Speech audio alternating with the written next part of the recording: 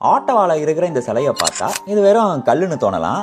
ஆனா இதுக்கு பின்னாடி ஒரு இன்ஸ்பைரிங் கதை இருக்கு. இவர் பேரு டெரி ஃபாக்ஸ். சின்ன வயசுல இருந்தே ஸ்போர்ட்ஸ் அண்ட் அத்லெட்டிக்ஸ்ல ஆக்டிவா இருந்திருக்காரு. 18 வயசுல போன் கேன்சர்னால இவரோட வலது காலை ஆம்பியூட்டேட் பண்ண வேண்டி இருந்துச்சு.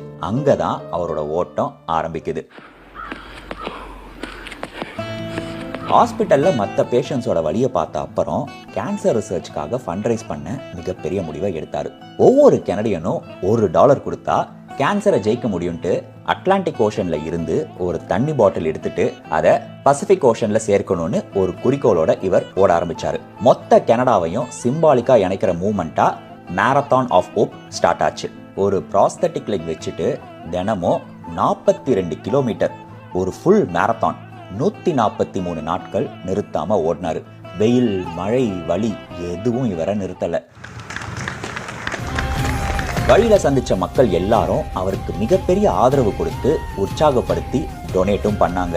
5373 கிலோமீட்டர் ஓடி முடிச்ச அப்புறம் கேன்சர் அவரோட நுரையீரலுக்கு ஸ்ப்ரெட் ஆனதால அவரால் மேல ஓட முடியல. 1981 அவர் இறந்த அடுத்த வருஷத்துல ஸ்டார்ட் ஆனதுதான் டெரி ஃபாக்ஸ் ரன். ஒவ்வொரு வருஷமும் கனடா மட்டும் இல்லாம உலகம் முழுக்க இருக்கிற 60க்கும் மேலான நாடுகள்ல லட்சக்கணக்கான மக்கள் இவருக்காக ஓடுறாங்க. இன்னைக்கு வரைக்கும் அவரோட பேர்ல $1 பில்லியன் மேல கேன்சர் ரிசர்ச்காக கலெக்ட் ஆயிருக்கு. டெரி ஃபாக்ஸோட ஓட்டம் முடிஞ்சிருக்கலாம், ஆனா அவரோட கனவு இன்னும் ஓடிக்கிட்டே இருக்கு.